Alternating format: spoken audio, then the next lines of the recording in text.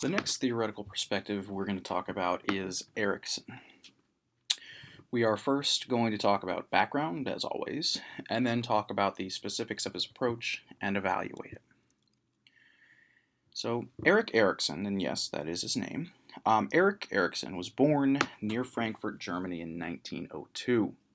His mother was from Denmark, and she married a stockbroker, but right after Erik was conceived, his parents became estranged. And we don't actually know much about his biological father, and there are questions as whether he actually did as well. Remember, in 1902, there wasn't Facebook and cell phones to keep up with people. When his mother found out that she was pregnant, she moved to Frankfurt, where he was then born. And in 1905, she married his pediatrician and was officially adopted by him in 1911. Erikson faced some ridicule when he was growing up, in part in Temple, where he was blonde haired and blue eyed, and then because of his Nordic roots, and then also at school, he was teased for being Jewish. So you have this situation where he doesn't really have a home. And we'll see that the biggest part of Erikson's theory actually has to do with identity. So watch when in his background, you'll see many times when this comes up. He didn't do particularly well in school. He was supposed to go to medical school according to his father, and instead he roamed around Germany and Italy and made money as a traveling artist. And he also painted children's portraits, things like that. He was later hired to teach art to the children of Americans who came to Vienna for Freudian training. And you can see they're on a collision course at this point. Erikson was then admitted into the Vienna Psychoanalytic Institute, where he went through psychoanalysis, which all people there being trained had to go through. And his analysis was done by Anna Freud, Sigmund Freud's daughter. So he learned from her, but he also learned from Freud himself.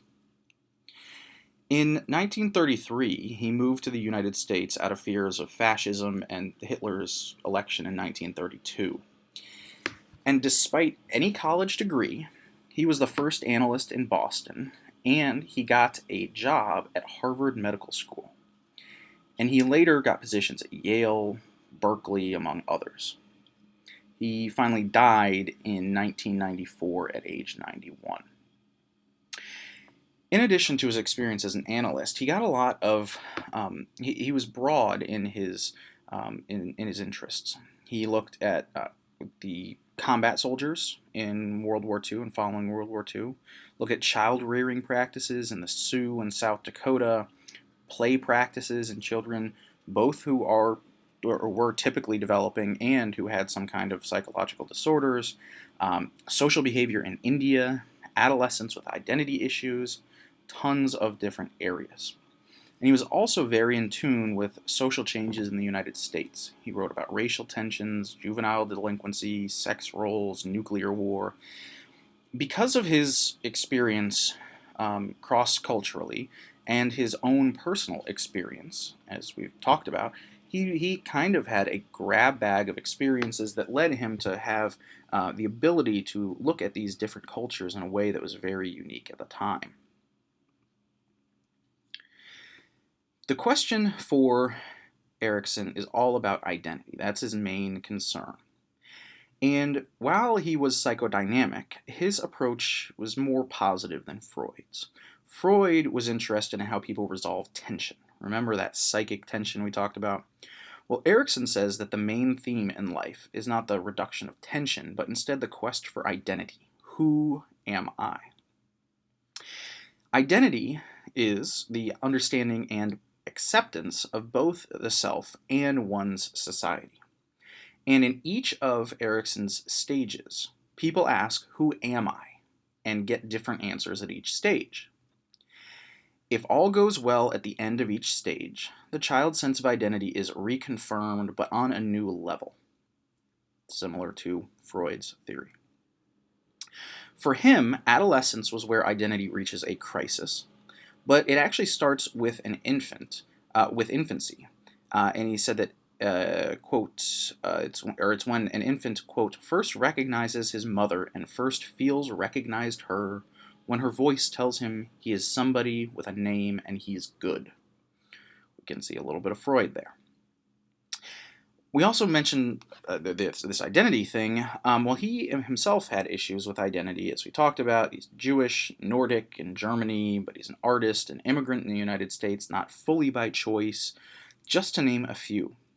And an additional thing that we haven't mentioned already is that he was particularly interested in problems that minority groups had in forming identity. So how did how did Erikson do his research? Well, he contributed three main methods. He had experience with Anna Freud watching children in play therapies, both typical children and those with some kind of psychopathology.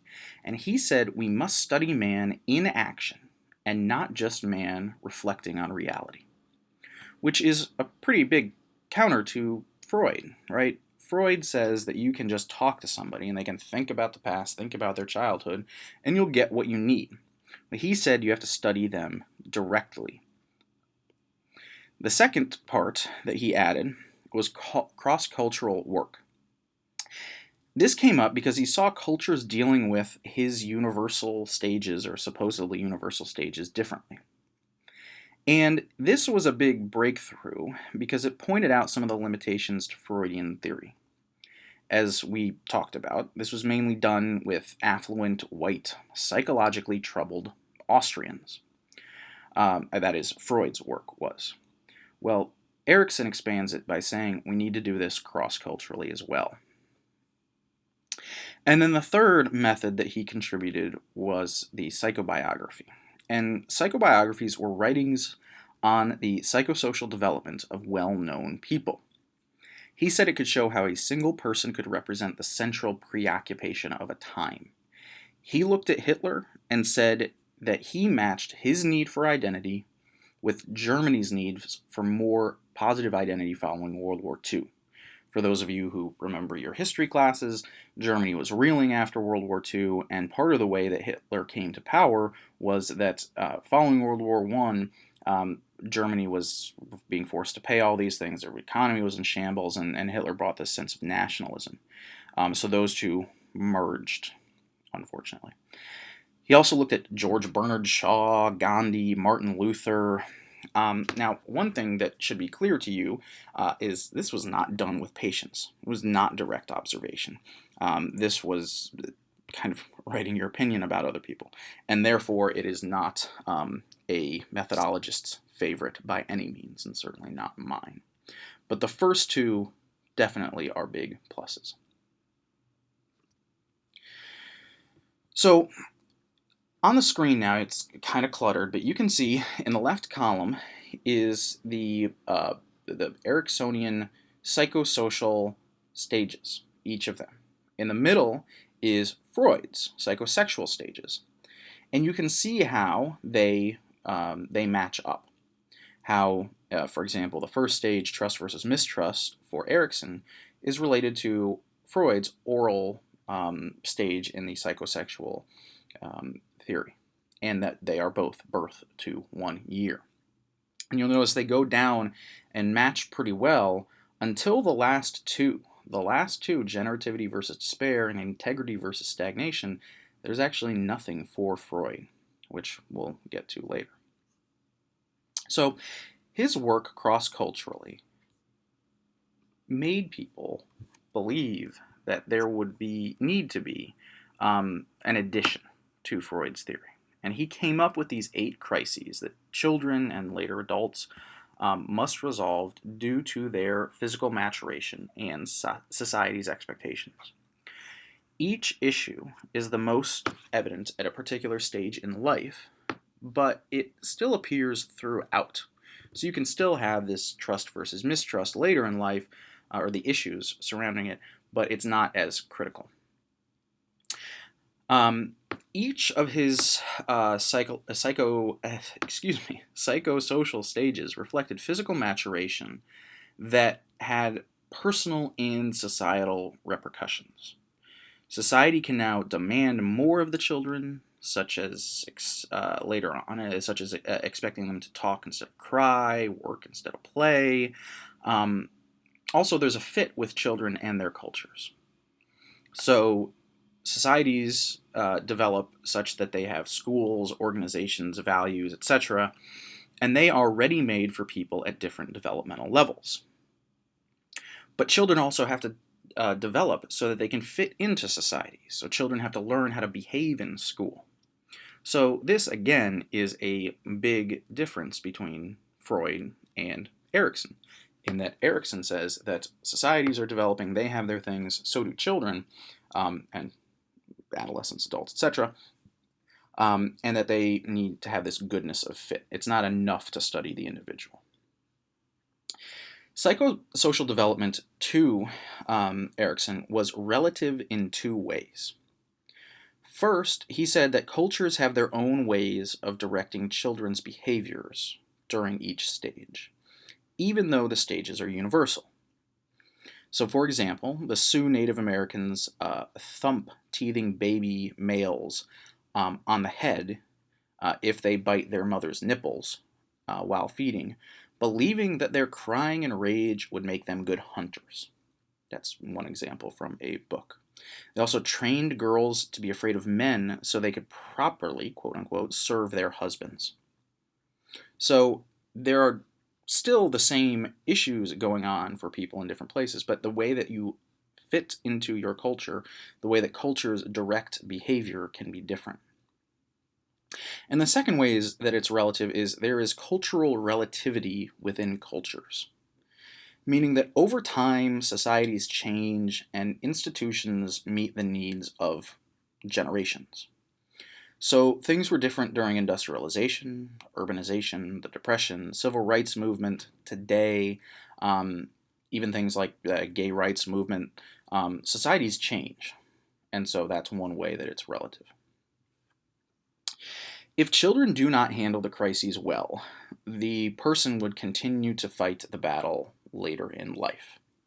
And according to him, many adults struggle to develop a sense of identity. But the good thing for him, in his ever optimistic view, was that he said it was never too late to resolve a crisis, that it was always possible for someone to do it. So let's take each of these in turn. So the first stage is trust versus mistrust. This is, as the last slide pointed out, from age 0 to 1. And he said that the main task in infancy was to develop a favorable ratio of trust versus mistrust. Because he thought that if children are generally trusting, they'll have a better chance of getting through crises. In particular, Erikson spoke of basic trust, which is, quote, an essential trustfulness of others, as well as a fundamental sense of one's own trustworthiness, end quote, and that, quote, there is some correspondence between your needs and your world, end quote. So generally, if someone is trusting, they can predict that their mother will feed them when they're hungry, comfort them when they're in pain. They'll tolerate mom leaving because they know she'll return. And like Freud, you can already hear it in here, to Erikson, mom is all important in here.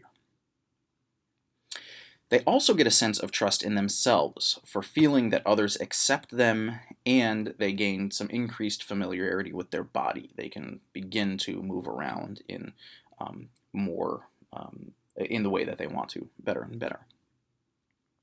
He also said that there must be trust for the mother, meaning that she must trust herself as a caretaker and trust that her role is important. Now, one thing in here, though, is that not all mistrust is bad. You need some mistrust, some possibly bad things to happen, in order for you to discriminate between good and bad people. If, to Erikson, and honestly to me, if you go about life and never having anything wrong happen, never have any kind of issues occur, and you don't know that there are bad people out there, you could get taken advantage of fairly easily. So you need to figure this out. Okay, so autonomy versus shame and doubt. This is from 2 to 3 years. At this point in time, children are able to walk, talk, have anal control in general, so they're more independent. And this allows for new possibilities, but also vulnerabilities, such as separation anxiety from parents, fear they won't have anal control. Remember, he is Freudian after all. The loss of self-esteem when a failure inevitably comes in some form. In particular, children often want to do more than they are able to, and this can lead to disappointment. So, for him, the parent's job is to have a supportive atmosphere where children can develop self-control without losing self-esteem. If this is navigated successfully, they'll have a sense of autonomy. If not, shame and doubt. It's almost more of an over self-consciousness. It's, quote, expressed in an impulse to bury one's face or to sink right then and there into the ground. This happens if basic trust was insufficient or lost, if toilet training was too early or too harsh, Freud, or if their will was broken by an over-controlling parent. And this is one place where we can see culture come up. Some places are very rigid and others are not, but people still learn how to get along in life, get on in life. Next up, age 4 and 5 or so, is initiative versus guilt. Erikson said by now children know their people, generally, and now they have to figure out what kind of people they're going to be. Specifically, like his parents, who they think are powerful, beautiful, and dangerous. This, again, I'm going to say it almost every slide, you can see Freud's influence here. And the theme of this stage is identification with parents. He actually did adopt the notion of the Oedipus complex, but he emphasized its social importance more than sexual.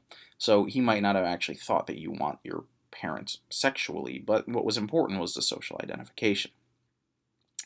And as with Freud's, this brings interests, attitudes, sex-typed behaviors that weren't there previously. In this stage, children try to take initiative in the form of carrying out goals and competing. And initiative occurs due to increased mobility, dexterity, language, cognition, just development across the lifespan, or life course, excuse me. Children get somewhere along the continuum from initiative to guilt in this. They have guilt if they have a severe conscience that punishes sexual fantasies, he said, or immoral thoughts and behaviors. And another problem is children can believe they must always be doing something, always competing, making, etc., in order to have worth.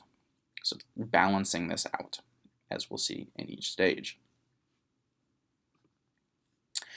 Next up is industry versus inferiority.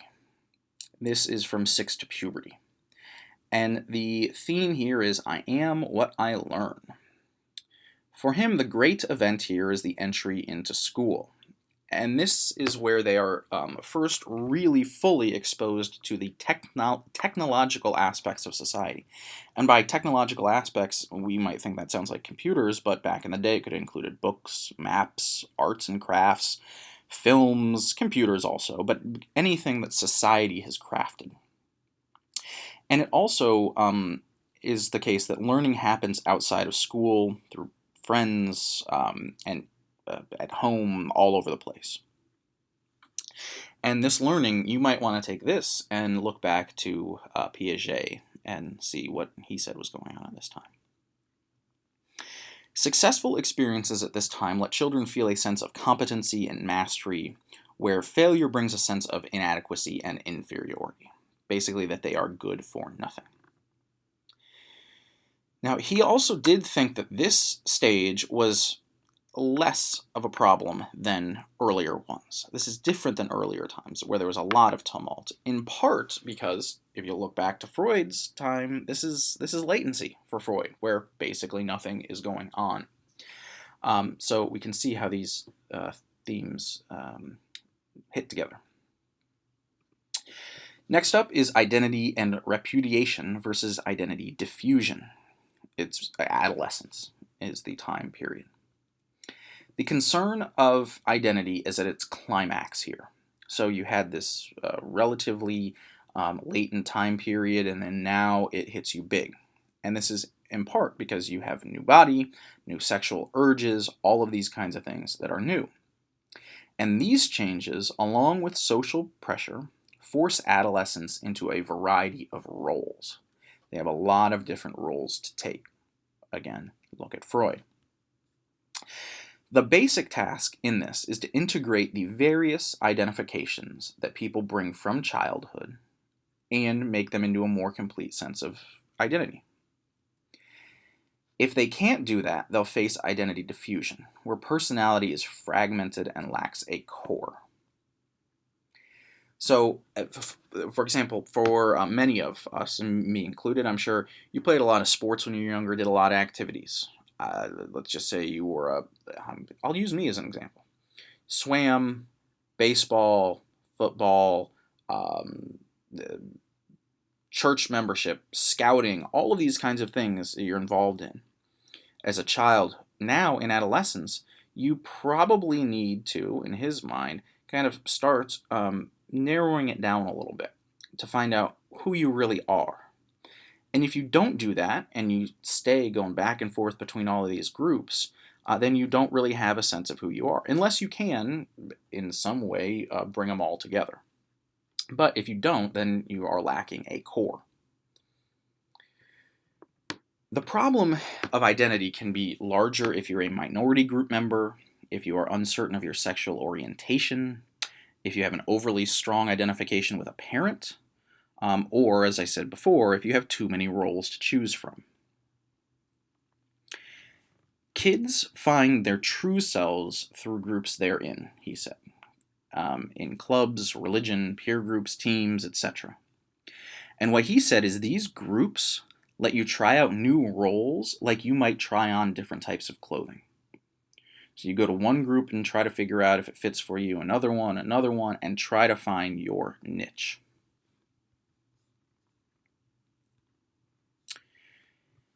Next is intimacy and solidarity versus isolation. And this is following adolescence, and it's in young adulthood. And there are not as clear-cut ages when we get up here. He said that in young adulthood, only if you have a true identity at the last step can you have true psychological intimacy with other people. If you are afraid you could lose themselves in someone else, then you can't fuse your identity with someone else. The idea in this is that you take who you are, which is hopefully resolved in some way through the last stage, which is the climax of the problems. You take who you are, and you merge it with someone else who knows who they are. And while this is usually with opposite sex relations, it can be with friendships with same-sex people as well, or friendships in general. And to Erikson, another big part of this was gaining an us and them orientation, where you have some sense of us.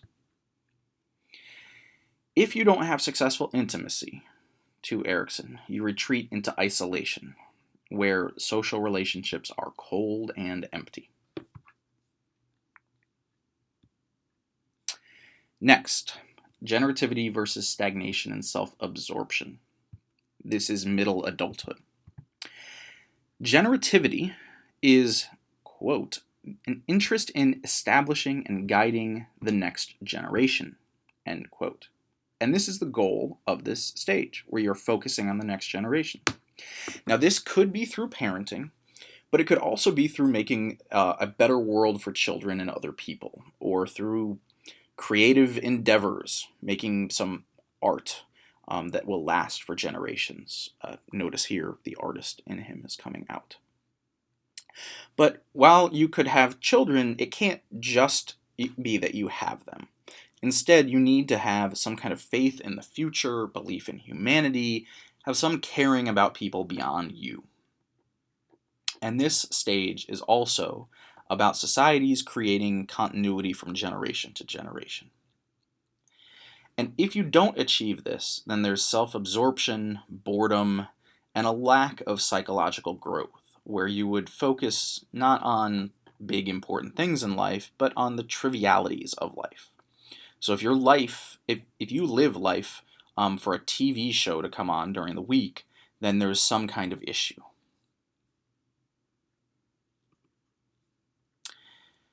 Then the last one is integrity versus despair. This was in late adulthood. And it is characterized by looking back at life, evaluating it, and coming to terms with it. People who successfully navigate this stage have a sense of accomplishment and satisfaction of being part of a larger history, if you will, where you are integrated with previous generations. And also, you accept the limitations of life, that you can't do everything that would, not everyone can cure cancer. And Erikson called this thought, this feeling, integrity, where people have fulfilled possibilities and have few regrets. Now, those who look back and are dissatisfied might be looking at missed opportunities and be upset with themselves or other people. And these are people who can be depressed, unhappy, angry. The notion in movies of the angry old man, get off my lawn. That's kind of what we're at here. And these people, to Erikson, fear death. So let's talk about the 4 developmental issues. The first, human nature. He was optimistic of human nature, especially compared to Freud. He not only in that he thought that people looked to avoid pain, but also form an identity. And this means that for him, life is all about becoming something.